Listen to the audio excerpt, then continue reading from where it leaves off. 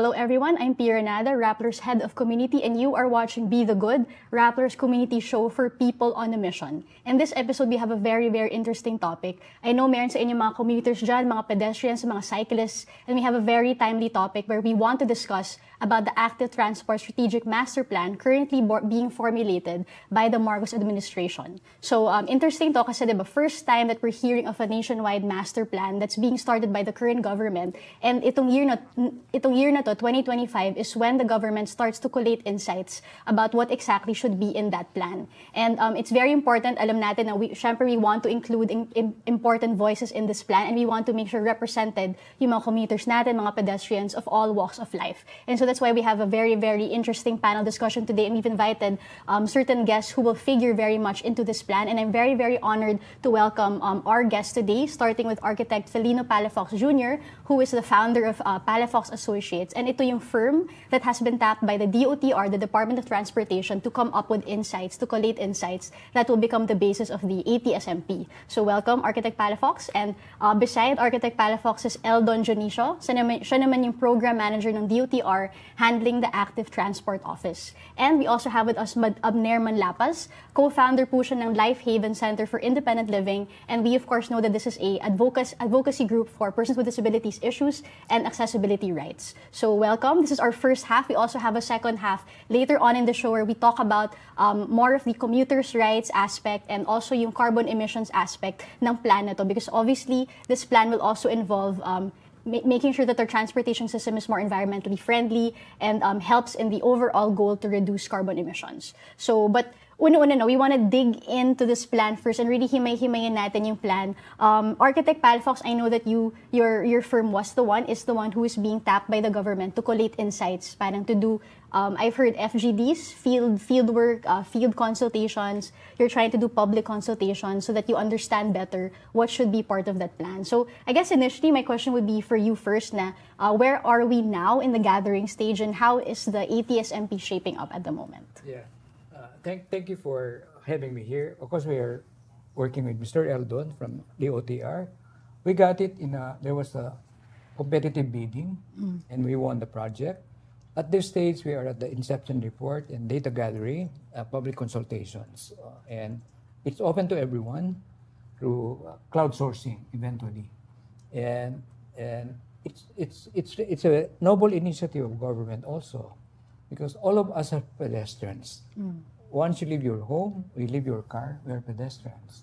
And it's also our advocacy at Palafox Associates, like those who have less in wheels deserve more in roads. And the way our advocacy, whether it's followed or not, the road transport corridors we design, 1/3 for people, bicycles and pedestrians. Then 1/3 for trees and landscaping, because it takes at least 10 trees to recover the oxygen out of the carbon monoxide per car. Then 1/3 for the moving traffic lane. So it's part of our advocacy also, and we're so glad and privileged to have the opportunity for this very noble project, the OTR and the Philippine government. Okay, that's good to hear that parang the plan sounds good from how you're envisioning it. I want to turn naman to Eldon kasi syempre DOTR talaga yung driving force behind the need for this plan, right? You identified that we need to have a plan to draw up like a nationwide plan. So I want to ask Eldon, parang ano yung assurance naman ng DOTR na the plan will not remain just in the drawing board but will actually be implemented, given that we're very good at planning, right? But it's very often said that the plans don't get implemented in the Philippines. Yeah. So one of the main mandates at the moment of the department is to, of course, establish and to promote active transportation through the construction of infrastructure, implementation of certain policies, and this initiative po to undertake and develop the first ever active transport strategic master plan nationwide. The DOTR, so long as provided with funds, will be committed to undertake the project, considering that the DOTR at the moment has an active transport project office po, which will operationalize the different activities for us to realize the said plans to be completed by Palafox. So DOTR has a new secretary, and we're curious kasi si Secretary Dizon na-appoint lang siya in the middle of all of these, right? So we're also curious to know where does he stand on this plan? Like, does he support it? And where do you see this active transport implementation going, given that he's now the new leadership? Yeah, definitely. Secretary Vince Dizon and the newly appointed Undersecretary as well, returning Undersecretary Steve Pastor, is very eager. Both are very eager to promote active transportation. Actually, the Secretary instructed us to focus on top of establishing bike lanes, construction and improvement of walkways as well. So he wanted to somehow complete the improvement in the experience of the commuters. So after riding the public transport, of course, you should provide them the proper infrastructure to get from point A to point B after the actual vehicle. So yeah, for us to complete that experience, he would like us, the office, to focus as well on pedestrian infrastructure. That sounds good. As a pedestrian, I mean, everyone can relate to that, which is a perfect segue to Abner na, of course, speaking from the point of view of a pedestrian, of a commuter, and accessibility rights advocate.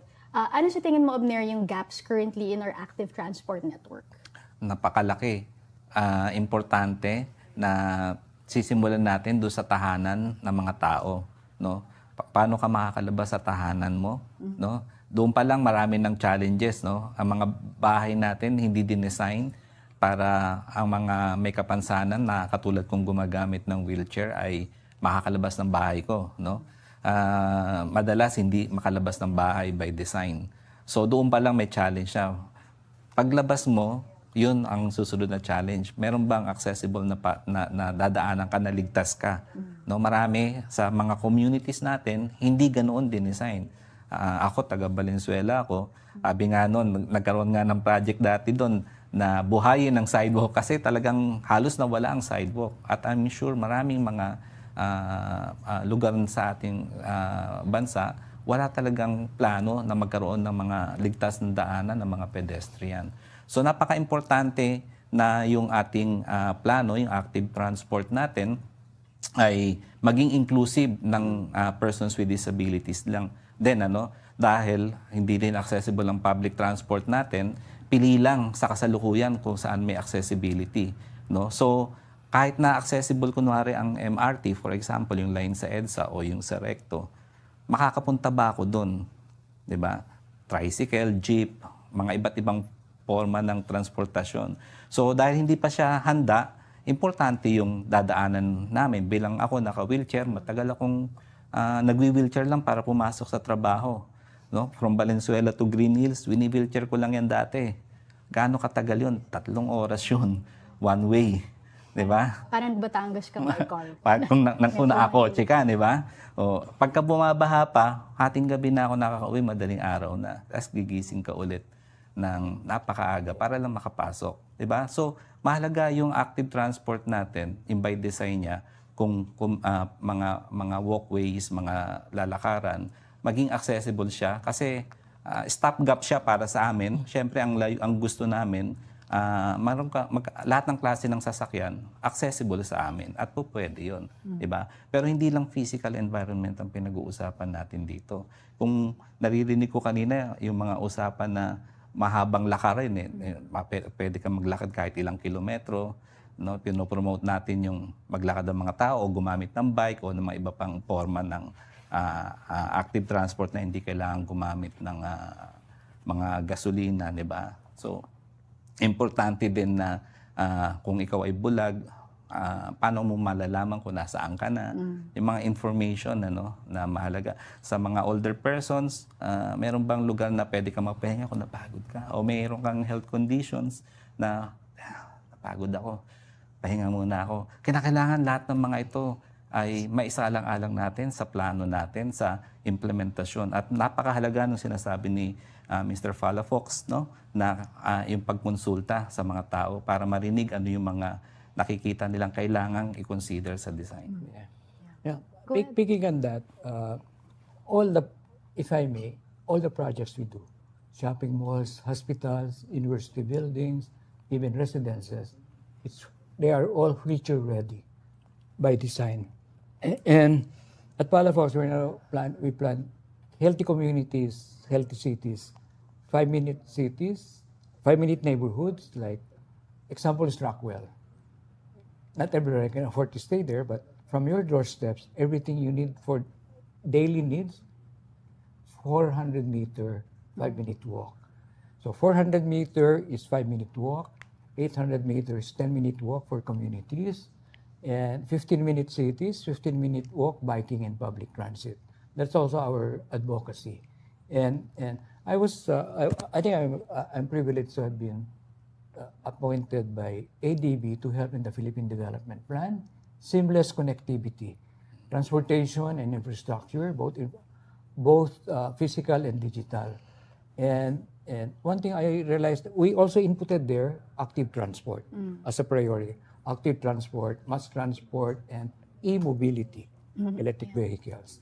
And it's what I realized in our development planning, electoral calendar, 3 years and 6 years. Yeah. So at Palafox now, we're doing Vision Plan 2050, well into 2100, hoping decision makers in the future will follow it. Yeah. In fact, we're taking pictures of the uglification of our cities, even the mistakes made. We take pictures, we come out with architectural perspectives, how they should look like. We call it postcards from the future, hoping and praying somebody will implement them.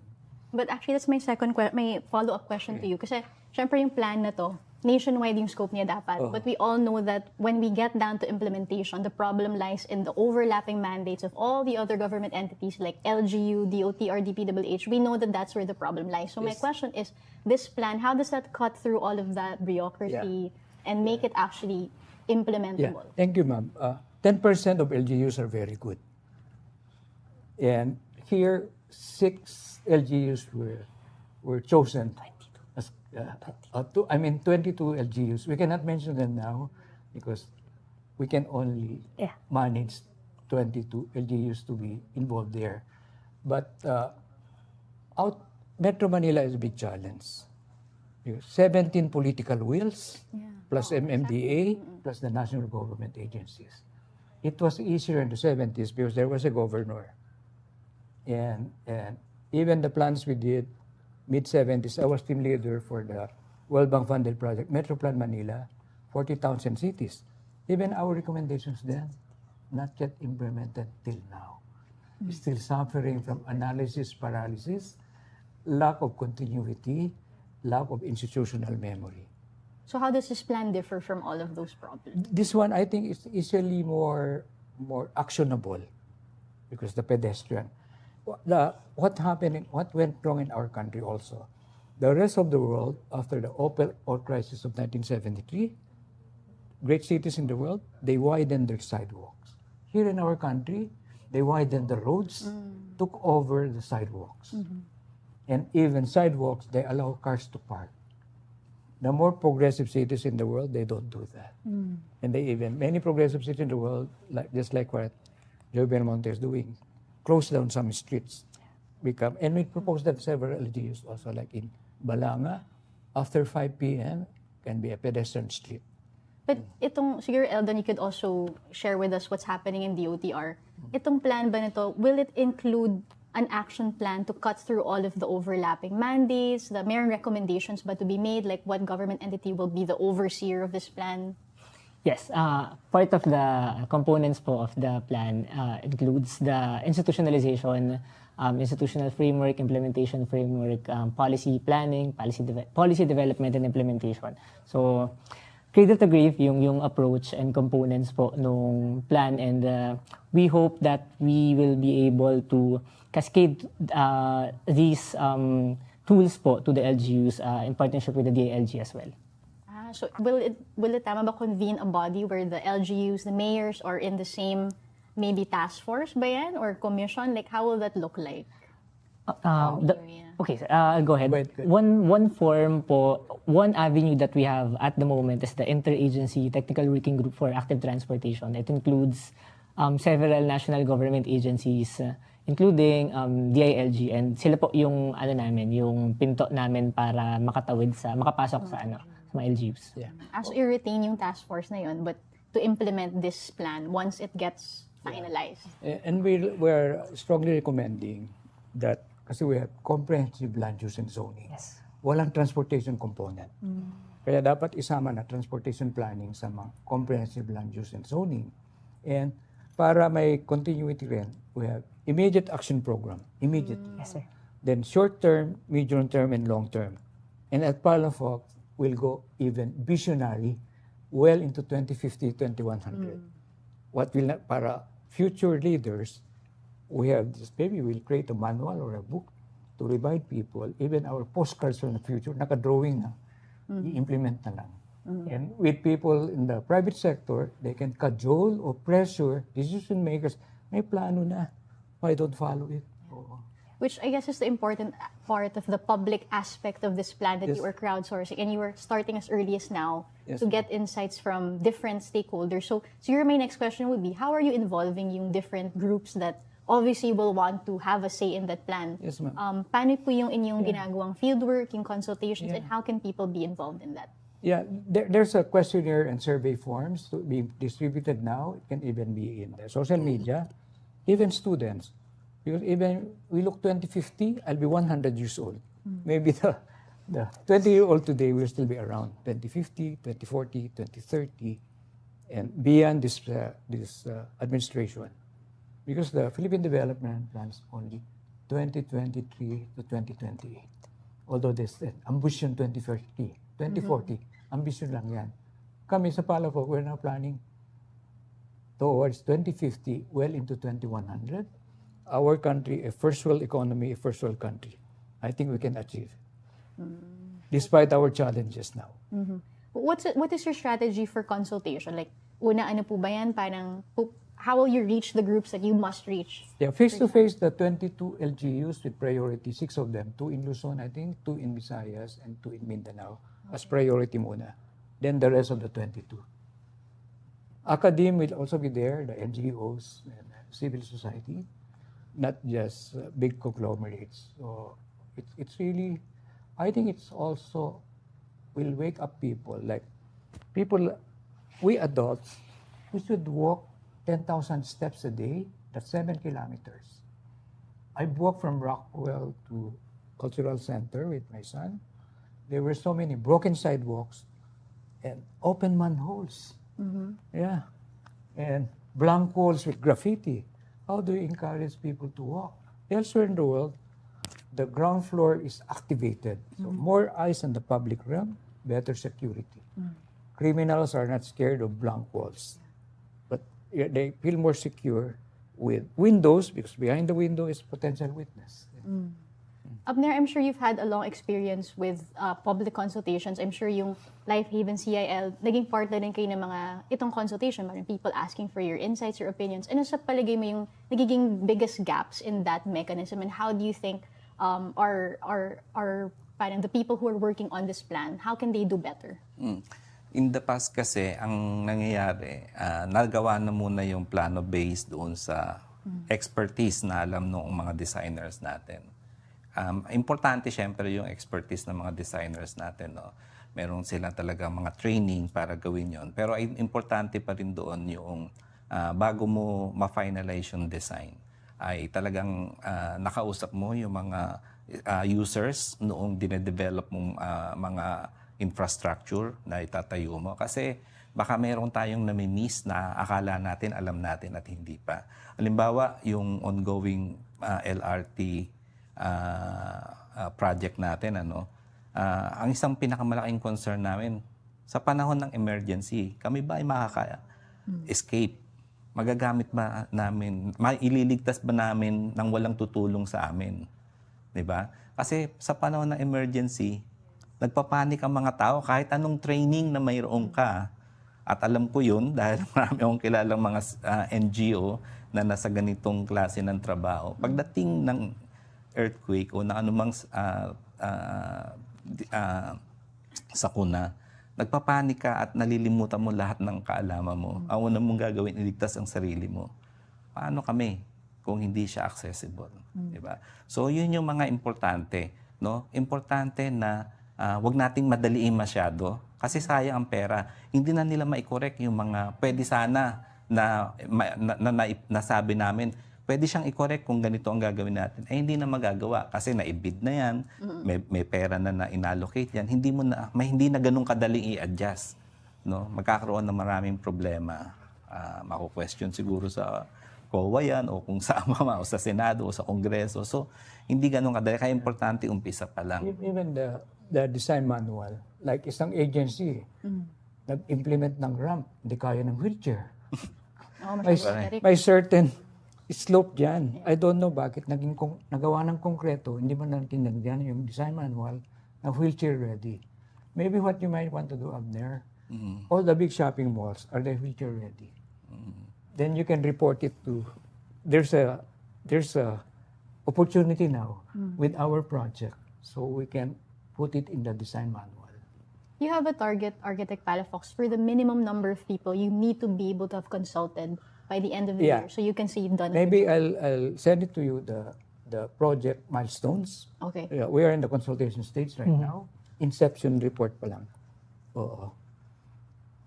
Can you tell us a bit more about what's already been, parang, ano yung mga discussions nyo, parang, sino yung mga targets, kahit mga ganong lang, even metrics students, for success. commuters, like even let's say when you leave your house, how long does it take to get to the first mode? Walking, towards a tricycle, towards a jeepney, towards a bus, towards LRT. And even the challenges, like difficulties na we call them differently abled, not handicapped, differently abled in accessibility sa MRT, LRT, buses. Like elsewhere in the world, buses are kneeling and ready for a wheelchair. There's a ramp from buses. And I believe that tactile flooring is required for crosswalks as well, pero hindi na-implement yun. Yeah. Even, let's say, even the best practices like Curitiba, Brazil, yung level ng bus stop, the same level as flooring ng bus. So, seamless yung wheelchair can just go in. Oo. So, best practice in the world, we look at them also. And if I may share, I've observed more than 1,000 cities in 73 countries and 7 territories with projects in 40 countries. And many of I've shared there, I learned it here. Our projects in the Philippines that I was involved, U.S. Foreign Funded Project, in the 70s, hindi pa na-implement hanggang ngayon. Nagamit na sa Dubai, Saudi Arabia, elsewhere in the world, even some states nagamit na. Dito, hindi pa rin na-implement because analysis paralysis, lack of political will, lack of visionary leadership, lack of good appreciation, good urban planning, good design like architecture, engineering, and excellent management. Pito lang yung kailangan sa leaders natin. Not just the president, but even maybe the barangay captain. Let's go to an issue that's captivating a lot of commuters now, and yun yung rehabilitation ng EDSA, which alam natin is supposed to commence within the month. It was actually dapat March, I heard, but naging April. So I wanted to ask, parang, how will EDSA figure in this master plan? Kasi we all know EDSA is like, talagang avenue na yan for cars. Dominant talaga yung cars at the moment. We have bike lanes, but they're not that generous and safe, right? So what is your vision for EDSA, maybe as an urban planner? And also, like, will this master plan somehow improve EDSA for commuters and cyclists? There's so many recommendations from various sectors. Then I was hired by ADB for walkable cities. I proposed that 27 kilometers of EDSA, elevated walkway with bicycle lanes, with vendors. Para 24 hours a day, you feel safe going there. Because there's no more space for safe bicycle lanes and sidewalks. Different level na. And EDSA is functioning as 8 parallel roads. And where are these parallel roads? Inside gated communities, inside military camps. Nobody has the political will to open them up. So that's a given. And for several administrations already, we've given more than 3,500 drawings to improve Pasig River with pedestrian and bicycle bridges every 800 meters. Every 800 meters. The existing bridges, you can have cantilevered walkways and bicycle lanes. They've done that elsewhere in the world. And I think we did at least 27 bridges across Pasig River. It's easier to walk from Mandaluyong to Makati with the pedestrian bits than with the car going to Guadalupe Bridge. Abner, baka may opinion ka sa suggestion yung Architect Palafox about how EDSA should be rehabilitated? Well, unang-una, importante nga yung yung pagtingin natin na yung public transport natin can be accessed by different means. Hindi lang ito yung pedestrian natin na naglalakad lang. Pero it could be someone who use an e-bike or a bicycle na I feel like taking the bus now or taking the MRT now. May option sila. Dapat may option ka, maisasakay mo rin sa loob. Yung bike mo. Yung 'di ba? Kung ano man yung dala-dala mo, even yung mga baby strollers, 'di ba? Dapat maisasakay mo kahit ano yung dala mo eh. Inclusive talaga, parang sa Europe. In fact, we have the concept designs. We can give it to this planning report. We have the designs, like even how a bicycle can go to steps and like sorry to keep mentioning Dubai. Yung mga overpasses sa Dubai, may elevator, some escalator, even a bicycle can go up. Pero siguro mas maganda dahil sa nakikita naming sitwasyon sa Pilipinas, ang mga kung kaya nating iwasan ang gumamit ng mga mechanical dahil sa poor maintenance You mean ating elevators? mga elevators, escalator. Because I've seen also sa mga countries na napuntahan ko, no, they use ramps to cross the bridge, the river, I mean, or if you can design it that way, yung stepless kung tawagin natin. It's possible, sir. Like pedestrian bridges sa Dubai, some naka-ramp din. Yeah. So yung sa Pasig River, di ba? It could be a ramp to cross. Then it's more easier for everyone. A lot of people I noticed they prefer to use the ramps rather than the stairs. Mas madaling dumaan sa ramps. Tama lang yung slope. Yeah, of course. Tama yung slope. Of course. Because one time hindi tama yung slopes, no? So may mga nadudulas. So ang ginawa noong isang establishment, kinlose. Wala na akong madaanan ngayon. Sabi ko, bakit nyo isinarado yan? Ipinasara ng LGU. Bakit ipinasara? Kasi maraming nadudulas. Natural, maraming madudulas dyan. Mali kasi yung slopes nyo. And then wala pa kayong handrails. Saka yung flooring. Madulas. Di ba? So maraming maling nangyayari. Pero hindi sinusolusyonan. Ang solusyon, stop. Yeah. Do you have pictures and location of that? We can input it into the report. Para actual, hindi theoretical. Medyo matagal na po yung naganap. Mga If you experience. take pictures and take note, where is it? And don't do cyclists who use EDSA have anything to worry about from the EDSA rehabilitation? We haven't seen the final plan, but we've heard of such rehab, and I think it's apparent that it will be undertaken very soon. But we haven't seen the actual plan if the bike lanes will be redesigned. But what I'm certain of at the moment is the bike lanes will remain, but I'm not sure if it will be redesigned. Redesigned for safer version or That I'm not smaller sure. or I can't say at the moment. wala pa.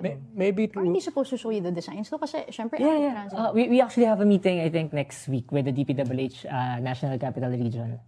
you may want to propose, they do parallel pedestrian and bicycle bridges.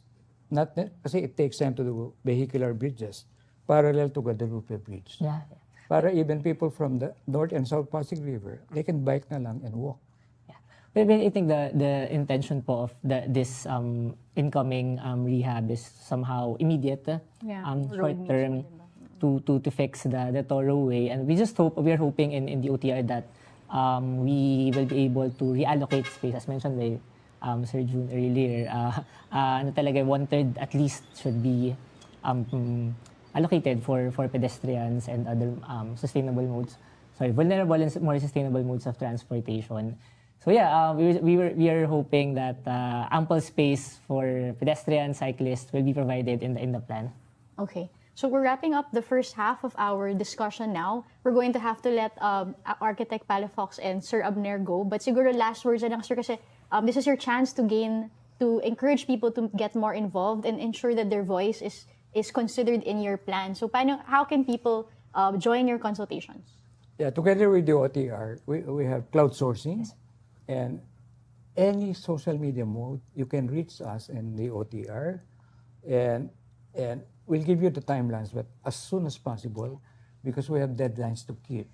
But Actually, sir, we will actually come to them. May household interview we have surveys. household interviews also. Mga ngatok po kami. 22 LGUs. In the 22 LGUs. Yeah, you could start maybe even big companies. They can do it among their employees. The experience in walking, biking, and public transit. Yeah, and we should have a barrier-free environment. Yeah. By design, it can be designed barrier-free, encourage people to walk, and it's even healthier. Yeah. Okay, Rappler will also help in Yes, ma'am. amplifying that campaign Thank you so much, for yeah. crowdsourcing because we think our community is very much Yeah. Thank you. scared of the kung hindi ma-implement yung plan. Dapat ito na yung time we should like grab the opportunity Yeah, to change the system. and friends in the media can pressure decision makers. Yeah. So that ends our first half of our panel discussion, and we're going to have to let Architect Palafox and Sir Abner go for now. We will still hear from Eldon of the DOTR, but now our second half will focus more on commuter issues and the carbon emission reduction that could happen because of adopting a comprehensive active transport plan.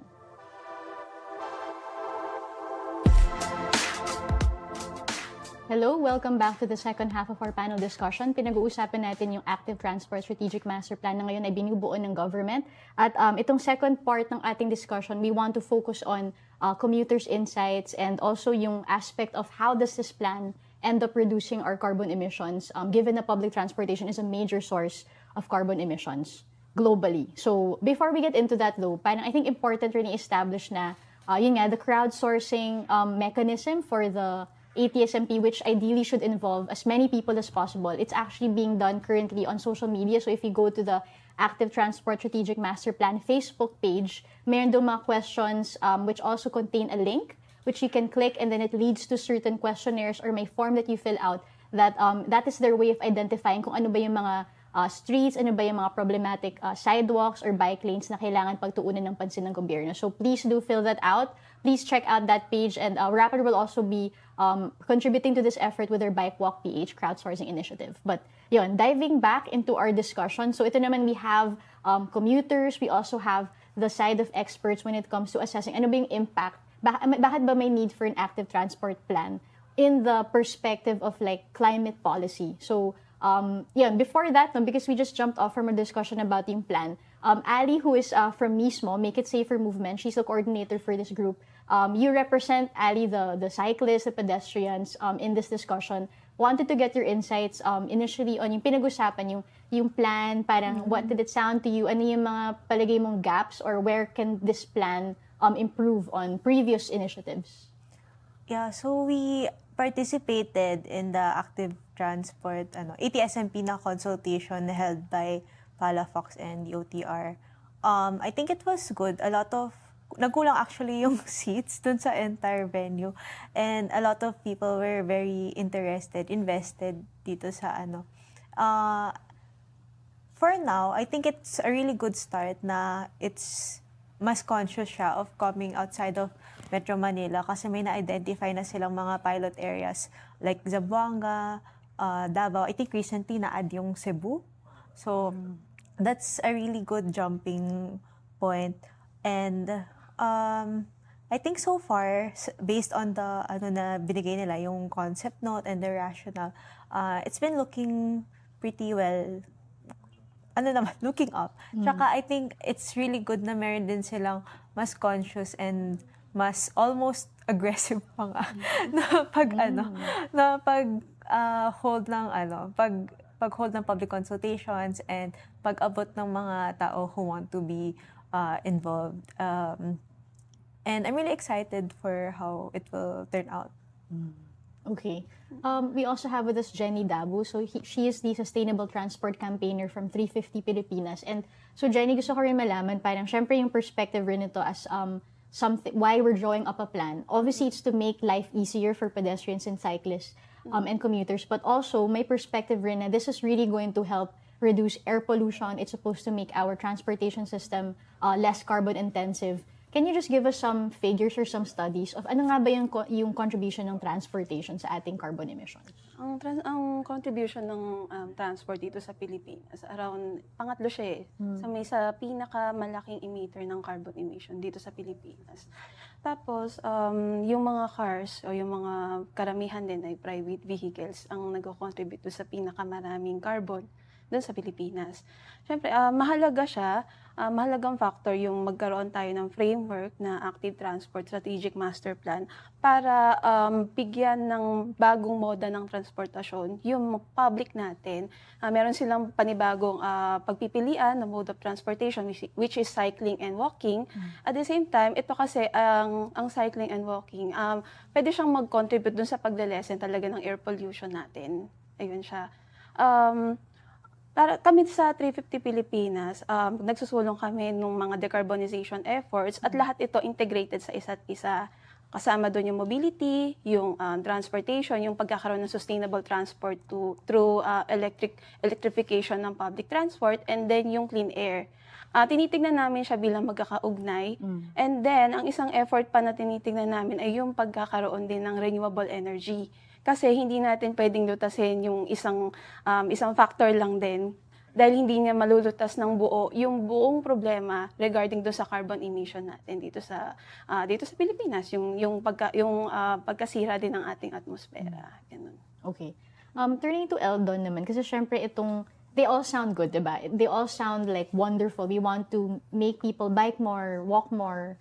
Gusto nating i-lessen yung carbon emissions. But on the government implementation level, ano sa tingin mo yung pinakamalaking gaps in improving our active transport? And maybe Ali and Jenny can also jump in kung what you see from your sectors. Okay. Can we start? So, one tangible gap siguro is the way our roads are designed talaga at the moment. Kasi, yeah, it's just recently that we are trying to integrate the pedestrian and cycling infrastructure to our existing road infrastructure. And with that comes the political decision-making aspect, because you have to balance out the interests of different types of commuters. So motorcycle riders, the four-wheel vehicle drivers, and pedestrians, then cyclists. And if I may admit, active transport infrastructure is fairly simple talaga as compared to like the subway, bridges, etc. Madali lang siya. We may have a lot of good engineers and architects in our team. I'm proud to say that. But yun, sometimes kapag yung actual decision making na to prioritize this group or type of commuter, then nagkakaroon lang ng gap kasi we have to somehow adjust the design or sometimes even the alignment. But other concerns naman, like the overlapping functions, we were able to address that through the technical working group. So we delineated properly the roles of each agency para hindi mag-overlap at walang gap doon. Covered naman yun, but yeah. Kunwari, sidewalks, iba LGU dapat yun. Pero hindi lahat ng LGU pantay-pantay yung paningin nila sa importance of maintaining sidewalks and making sure may tactile flooring, may curb ramps, etc. So how do you deal with that disconnect? Napaka-fragmented kasi nung policies ngayon. So yeah, hopefully there's this bill sa lower house, Safe Pathways Bill. Kasama na doon yung cycleways. Hopefully may version din sa Senate, but I think magkaiba pa at the moment. May Philippine Bike Act din. Pero at the moment mas nagpo-progress yung Safe Commuters Act. Pathways Act. Safe Pathways Act. Yeah, yun nagpo-progress, included din yung bike lane. So I think one national statute will be enough to enable and to direct the LGUs and the national government agencies to really prioritize this. Kasi syempre, batas na yun eh. Kayo, from your sectors, ano napaperceive niyo mga gaps and challenges when you try to advocate for less car-centric transportation policy, more active transport? Yung isang gap siguro na napansin ko din nung binasa ko yung Inception report, na-identify kasi doon yung regarding clean energy, dahil yung structure naman kasi nung master plan, pinakaibabaw yung pedestrian, yung mga cyclists. Pangalawa doon ay yung mga gumagamit ng electric electric bicycles, electric tricycles, and then yung public transport, and then yung private vehicles. So napansin ko lang yung paglagay doon ng clean energy, pag-include ng clean energy. Yun din ang tanong ko, ano kaya yung definition ng clean energy? Ano kaya yung source ng clean energy? Kasi para maging ano talaga, para matiyak natin na sustainable yung transport natin, matiyak natin na yung carbon emission talaga, mapapalesen natin siya, hindi lang sa mode ng transportation, pero pati doon sa pinagkukunan ng energy na pwedeng mag-supply doon sa buong plan. So, halimbawa, kung ang plano ay magtayo ng mga bike parking, at itong mga bike parking na to ay merong mga charging station, ang question na lang namin, saan kaya manggagaling yung energy na pagkukunan para magamit dun sa mga charging station na to? Ayun. So, sana we hope na ang pagkunan ng energy nito ay renewable, which is from the sun or the wind, yun. Sun, very viable naman din yun. Kasi, halimbawa, meron na rin tayo mga practices within LGUs like Pasig and Quezon City na meron na silang mga charging stations din na galing sa solar ang energy na pinagkukunan nito. So, yun lang siguro yung gap na nakikita din namin sa ngayon. Ali? Within sa limitations ng ATSMP, tama, isang malaking gap yung kung saan ba nanggagaling yung energy. Although, ayun nga, feeling namin na parang magkaiba rin siya na, kung master plan din, parang energy transition din siya na master plan. Pero mahalaga pa rin na ma-include dito sa strategic master plan natin na meron pa rin siyang guidelines kung paano nakukuha yung energy para mapatakbo ang ating mga e-bikes kasi hindi lang rin siya conversation on active transport na meron tayong bikes, meron tayong mga nakakapaglakad. Kasi dito sa atin, uso yung mga e-bikes, uso yung mga e-trikes.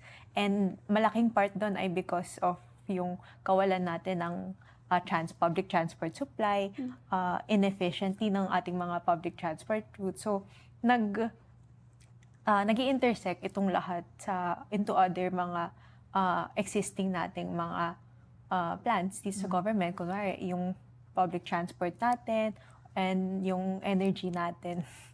So, siguro another gap din na na-identify namin sa mismo ay pag-identify siguro na I think napahapyawan naman siya nung ATSMP pero gusto naming idiin sana yung pag-identify sino yung pinaka-vulnerable sectors who will benefit the most from this active transport master plan and what does it mean to create an inclusive one na master plan na lahat nakapag-participate and gusto ko rin nga i-challenge yung notion ng pagbibigay ng biking as an option or walking as an option, new option for people to have new transport modes kasi it's one of the most basic forms of transport. So,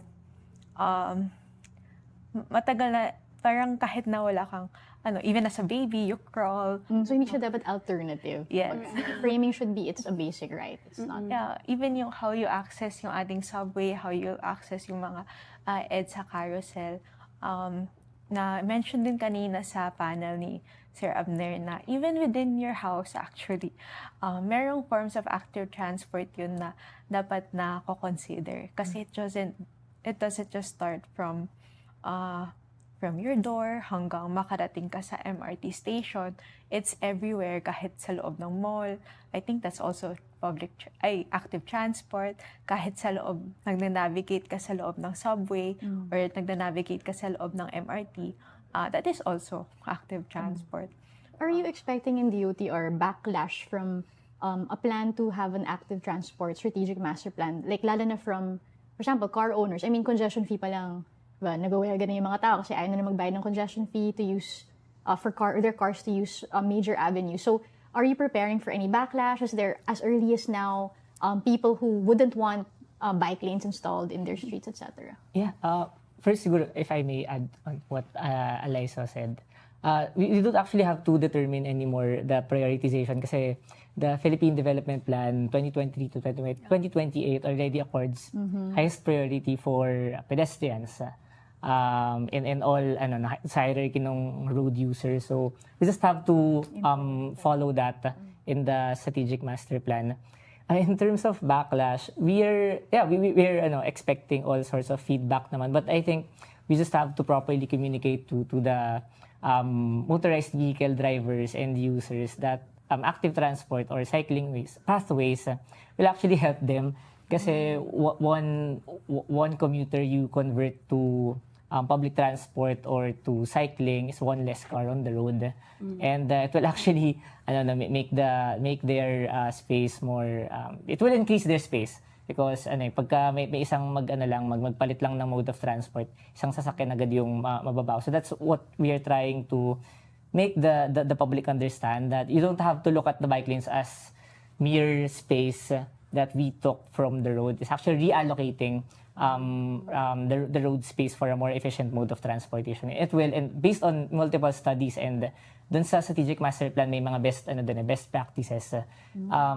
Those countries are already prioritizing, like Bogota in Colombia.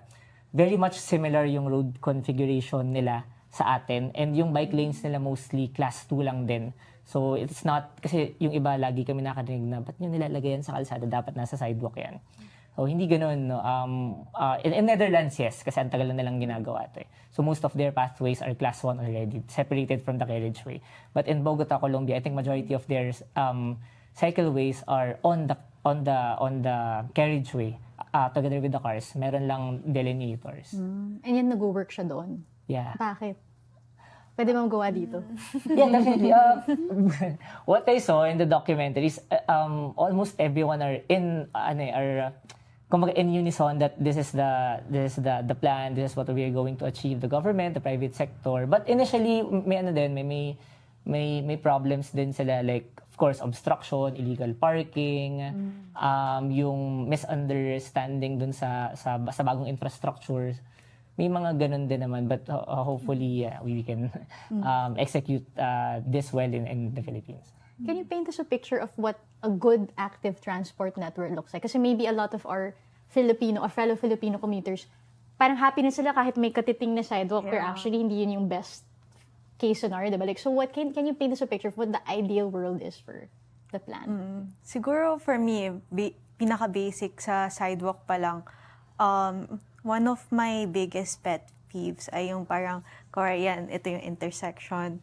Tapos kailangan mo pang kumanon, tapos tumawid, tapos babalik. I think yung pinaka-basic for me is I can cross like straight, na unobstructed, hindi ko na kailangan magpa-ligoy kung saan. Or umakyat ng sobrang taas. Aakyat, ganun. I think that's one of the biggest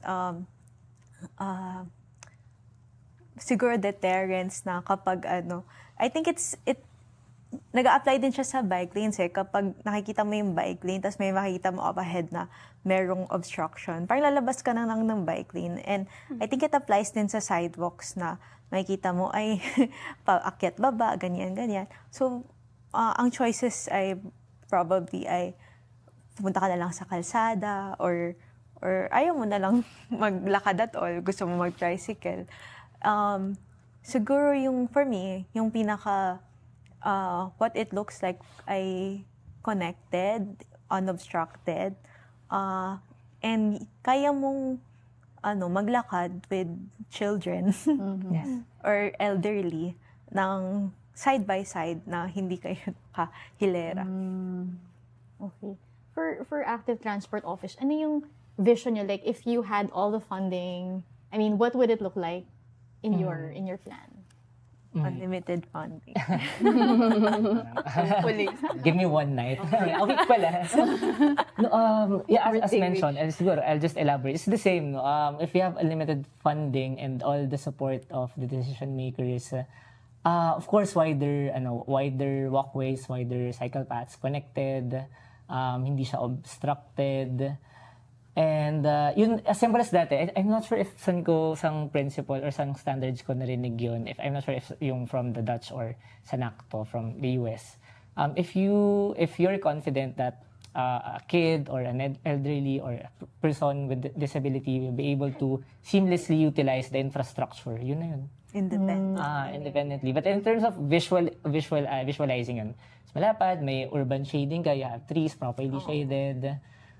Yeah, yun. Any end-of-trip facilities? End-of-trip facilities. Not a common concept. So end-of-trip facilities are, it's a type of facility used by cyclists. Doon nila ipapark. Bike parking. Bike parking. Shower. Yeah, we have short-term end-of-trip facilities consist of bike racks, bike parking, and a bike repair station. Yung long-term naman, yung may shower and changing rooms. And I heard that was really the plan of DOTR to create those facilities and select. Yeah, they have two in Marikina. Tapos magkakaroon din sa Iloilo. Okay. So, going back to Jenny, no, yung argument na we have to overhaul our entire transportation network because of the carbon emissions, the pollution.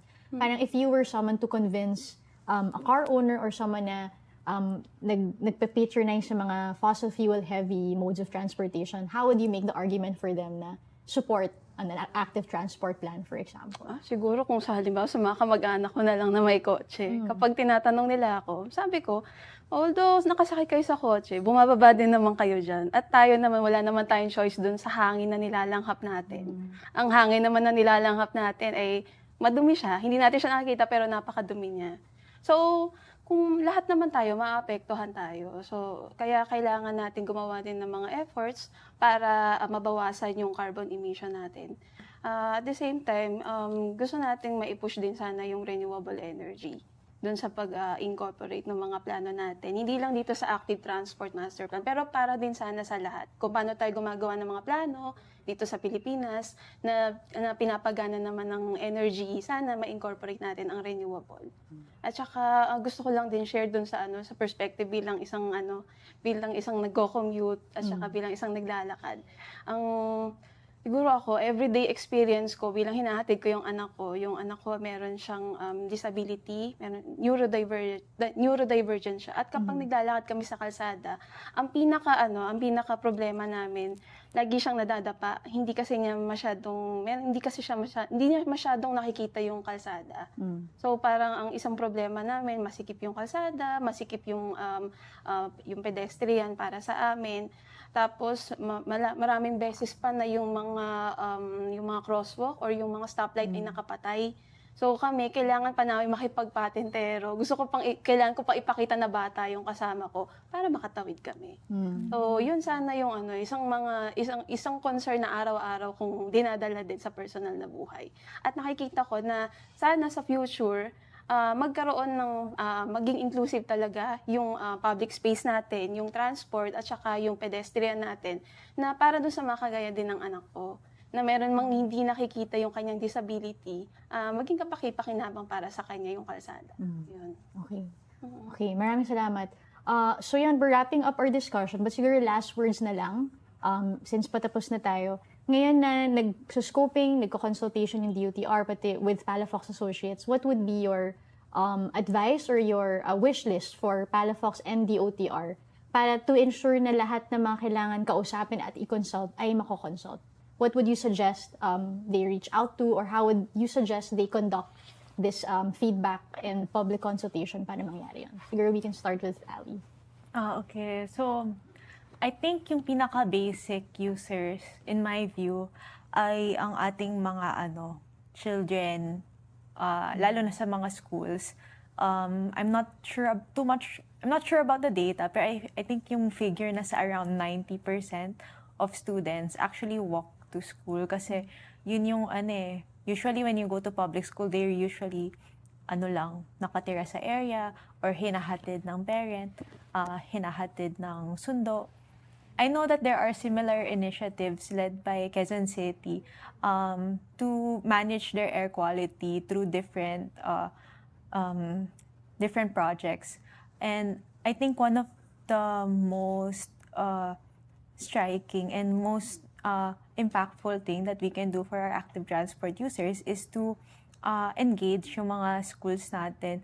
Kasi doon nagsisimula yung yung culture din na train natin yung newer generation na masanay maglakad, know their right to their streets, na hindi dapat natin tulad ng thank you for sharing ulit with your child, kasi I also have a similar experience with my relative, and I think that's one of the things that we need to, na hindi dapat natin i-prove sa iba na deserve nating mag-travel with dignity, you know. So, I think there's really value if Palafox or DOTR can mag-consult sa DepEd or sa ating school division's office kung paano ba natin gagawing mas safe. Kasi hindi lang po students yung nakikinabang, but also yung parents and yung surrounding communities. Yun lang po. Siguro sugan ko na rin yun. Last year meron kaming activity for our clean air program. Tapos parang parang bike ride siya all together with DNR and DOH and then some health workers. So ngayon uulitin namin siya but with children. Ang gusto lang namin i-reiterate doon ay yung ang malinis na hangin na isang karapatang pantao. And that's why we are pushing for cycling, for walking, and for cleaner environment. Ayun. So, gusto ko lang din sanang ihilingin na maisama din natin. At the same time, hindi lang yung para sa air pollution natin, kung paano magiging malinis yung hangin, mas malinis yung hangin natin. Pero sana, pati yung mga pagkukunan natin ng enerhiya, yung mga bagay na hindi natin masyadong nakikita, pero nagagamit natin araw-araw, kagaya ng energy, ay mailagay natin doon sa mga plano na gagawin natin. So, yun sana, maibigyan din ng priority yung regarding sa renewable energy sa public transport or sa transport natin. Maybe from Eldon, ano na lang parang expectations that the public should have from the DOTR when it comes to this plan? Ano yung pwedeng expect nila this year? Yeah, so on top of course, reaching out to the government, reaching out, hearing your inputs, insights for the development plans. Projected kasi na matapos this year yung document, but we are in the process of requesting funds. Kung halaga na excuse na requesting funds for the implementation of the plan next year. So for this year, I think we can expect public consultations and the final output of for the active transport strategic master plan. But aside from that, may ongoing projects din naman yung government. Same pa din, establishment of new bike lanes, walkways, updating of policies as well by the DOTR. So Metro Manila, Cebu, and Davao yung focus at the moment. And we lack funding for that right now, as a follow-up, sorry. To simply answer yes. But we do have remaining funds from the previous year that we are currently using to implement those projects. But yeah, what we requested last year were not fully provided. Okay, so nanganganib yung mga active transport plans in Davao and Manila, is that right? No, sorry, nabanggit ko ongoing na sila. Okay. Impending na sila. Okay. All right. Okay, we will continue watching that story Yes, because please. that's very important to our community. Okay, so maraming salamat for our audience watching this panel discussion. We won't have to limit our discussion here. You can always ask us questions or also provide your insights through the Livable Cities public chat room on the Rappler Communities app. We can always relay yung mga sasabihin nyo dun sa chat room na yun with our resource persons today. So again, I'm Pia Renada, Rappler's Head of Community. Thank you so much for watching Be the Good, and see you next time. Goodbye.